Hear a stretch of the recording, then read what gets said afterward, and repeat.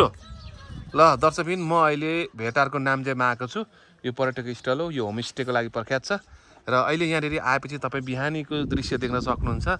अहिले यहाँ राष्ट्रिय झन्डा पनि छ र यहाँ आएपछि पार्किङ पनि छ र अहिले हामी यसरी जाँदैछौँ र यहाँनिर हामीलाई खानाकै लागि दिदीले राम्रो मिठो मिठो पकाउँदै हुनुहुन्छ।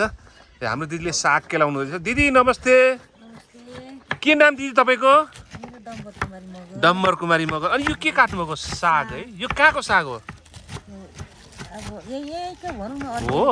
अनि यो होमस्टे तपाईँको नामबाटै बस्या हो? अन्जु कि छोरीको नाम हो? ए छोरीको नामबाट गर्नुभएको है। कति भयो यो होमस्टे सुरु गर्नुभएको? 5 वर्ष त कति होला। हो। तालिम कहाँ लिनु हो दिदी यो विषयमा? यो विषयमा टाढो टाढो जानुपर्छ नि। हो। ए हजुर। अनि यहाँको के छ सुविधा? बस्ने सुविधा कति हो भन्नु त बसाइहरूलाई? बस्ने सुविधा त त्यही हो नि। ए कसरी छ मूल्य एक रात बसेको? एक रात बसेको 200। ए खाना?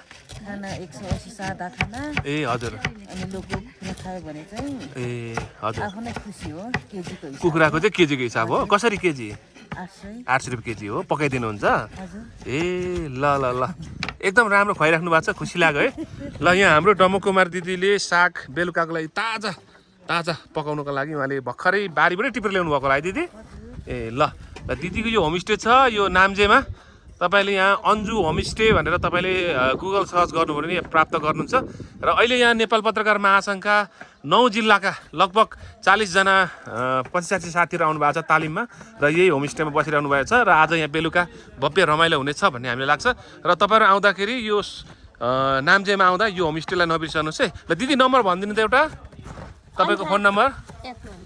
अब कसलाई थाहा छ? मैले थाहा छ नम्बर यहाँको? भनिदिनु त। Phone number? ठुलो बुवा नमस्ते। ठुलो बुवा नम्बर भनिदिनु त तपाईँको होमस्टेको? मेरो 9805383517। हजुरको नाम? मेरो टेकबहादुर मगर। ल टेकबहादुर मगर दाइकोमा होमस्टेमा आइदिनु ल है। ल अहिले मैले भिडियो बन्द गरेँ। तपाईँसँग फेरि म भेट्छु अर्को भिडियोमा। हस् त धन्यवाद।